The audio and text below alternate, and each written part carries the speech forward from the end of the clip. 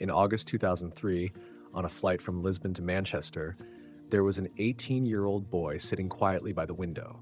He was skinny, with uneven teeth and curly hair covered in cheap blonde highlights held together by excessive hair gel. He had nothing but an inexpensive suitcase and an overwhelming fear: the fear of returning to a life of poverty in Madeira. What he did not know was that this flight would become the dividing line in football history. People often celebrate Cristiano Ronaldo as the embodiment of perfection, the physique of a Greek god, a fortune worth billions, and goal-scoring records beyond imagination. But the truth is that Ronaldo was never the chosen child. He did not benefit from the perfect foundation of a prestigious academy, nor did he grow up with a family carefully guiding every step of his journey. The essence of CR7 is not natural talent alone, it is obsession. A relentless and extreme obsession born from a childhood marked by rejection, a father struggling with alcoholism, and a starting point at the very bottom of society. Ronaldo did not play football for enjoyment. He played as though he were fighting for survival itself, turning every insult and every doubt into fuel to overcome every obstacle in his path. Do not look at the glittering trophies. Look at the scars. This is the story of a boy who ran from a destiny of poverty and, in doing so, became one of the most influential cultural icons of the 21st century. At the age of 12, Cristiano Ronaldo left the island of Madeira for Lisbon, carrying a worn fabric bag and tears carefully hidden from view. Sporting Lisbon's €22,000 agreement was not a privilege at the time. It was a gamble that could rescue his family from hardship. But the glamorous capital city of Lisbon welcomed the young boy with a harsh reality. Inside Sporting's youth team dressing room, Ronaldo became the target of constant jokes. His strong Madeiran accent was mocked by teammates.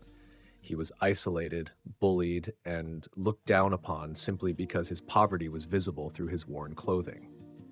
Yet that rejection did not break Ronaldo. Instead, it planted a fierce determination deep within him. Night after night, after the academy dormitories had gone dark, a skinny figure would quietly slip into the gym, lock the door, and train alone in the darkness. When coaches tried to stop him out of concern that he would exhaust himself, Ronaldo secretly attached homemade weights to his legs and raced against cars on the streets of Lisbon as traffic lights turned green. He did all of this in complete isolation. During the hunger of adolescence, people often saw Ronaldo standing behind a McDonald's late at night, waiting for leftover burgers from kind employees. It was also during this period that another nightmare emerged. Doctors discovered that Ronaldo suffered from an abnormally rapid heartbeat, a condition that could have ended his football career and even threatened his life if he continued intense physical activity. Faced with the possibility of giving up, Ronaldo chose surgery. The laser procedure was successful, and when he woke up, the first thing he asked was not whether he was healthy, but when can I return to training? Ronaldo's obsession was forged during those difficult years.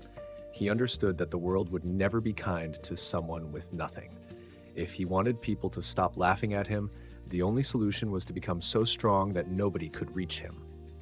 When Cristiano Ronaldo arrived at Old Trafford in 2003, he was handed the legendary number 7 shirt, the same shirt previously worn by David Beckham, the symbol of elegance and style. But the young Ronaldo was far from elegant. He was seen as a showman, a selfish player whose excessive stepovers often irritated even his own Manchester United teammates. And the man who arrived to crush that rebellious ego was none other than Sir Alex Ferguson. Manchester United's dressing room at that time was a ruthless world inhabited by hardened competitors such as Roy Keane, Rio Ferdinand, and Gary Neville. They had little patience for a young player obsessed with tricks. During training sessions, Keane and Ferdinand would launch into fierce tackles, knocking Ronaldo to the ground to teach him the realities of English football.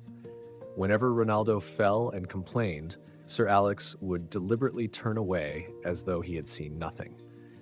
The defining moment came after a Champions League match when Sir Alex reportedly shouted in front of the entire squad, "Who do you think you are? Are you playing for yourself?" Ronaldo cried, but those were among the last tears of weakness he would ever shed. Ronaldo realized that if he wanted to survive in a world of monsters, he would have to become an even greater monster himself.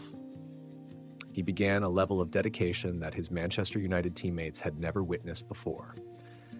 Rio Ferdinand later recalled that Ronaldo was among the first players to hire a personal team consisting of fitness coaches, nutritionists, and physiotherapists, something almost unheard of at the time. He practiced free kicks against artificial walls long after everyone else had gone home. He immersed himself in ice baths at 3 o'clock in the morning to accelerate recovery. The relentless education provided by Sir Alex and the Premier League transformed Ronaldo completely. From a skinny winger who relied primarily on pace and flair, he evolved into a complete goal-scoring machine, equally effective with both feet, dominant in the air, and possessing the physique of a professional bodybuilder. During the 2007-2008 season, he conquered Europe with 42 goals, won the UEFA Champions League, and claimed the first Ballon d'Or of his career. The provincial boy had graduated from the theater of dreams and was ready for an even more demanding chapter in Spain. In the summer of 2009, 80,000 supporters filled Santiago Bernabeu simply to witness a player presentation. Never before had a footballer generated such extraordinary excitement before even playing a single match for his new club. Real Madrid paid a record fee of 94 million euros for Ronaldo, but what they truly acquired was a declaration of war. Because on the other side stood Pep Guardiola's Barcelona and Lionel Messi, dominating football with a version of tiki-taka that seemed almost like a work of art. It was here that one of the greatest rivalries in sporting history truly began. Ronaldo was placed into a narrative where he was often cast as the villain. Messi was viewed as the naturally gifted genius, football's golden child, while Ronaldo was portrayed as arrogant, self-centered, and attention-seeking. Every time Messi won a Ballon d'Or, the world seemed to mock Ronaldo. At one point, Messi led the Ballon d'Or count by 4 titles to 1. For most people, the race appeared over. But not for Ronaldo. The obsession that defined Ronaldo's psychology grew even stronger under that pressure. He transformed the Bernabeu into his personal workshop of relentless effort. He did not need affection from the media. He forced the world into silence through extraordinary statistics. 50 goals, 60 goals per season became almost routine. The peak of that obsession arrived during the Champions League era. A competition Ronaldo transformed into his own stage. 3 consecutive titles between 2016 and 2018 were no coincidence. They were the product of a competitor who always found a way to shine in football's most decisive moments, when pressure could crush even the strongest hearts.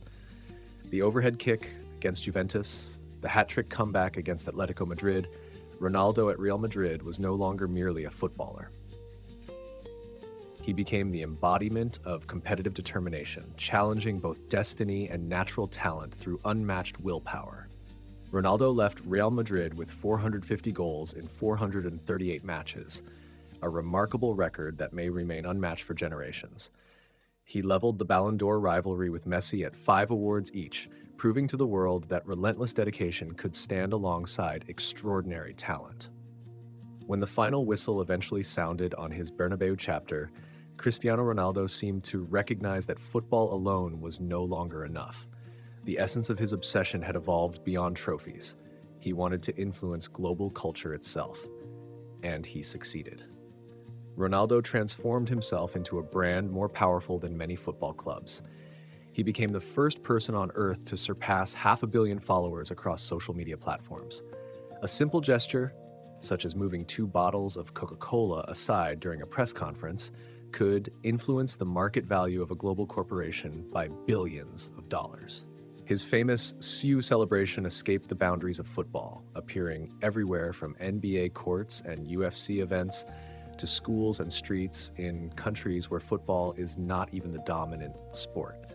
Ronaldo created something resembling a movement of his own, one built on admiration for absolute discipline, a physique maintained without compromise at an age when many others had long settled into retirement, and a mentality that never accepts defeat.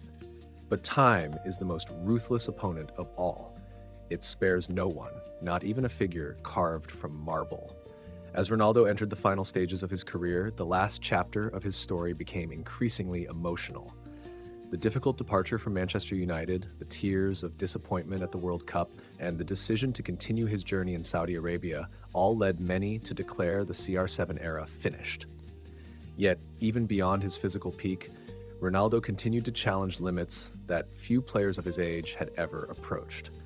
He may no longer move with the explosive pace of his youth, but his goal-scoring instinct and competitive hunger remain exactly as they were when he was that 18-year-old boy on a flight in Manchester.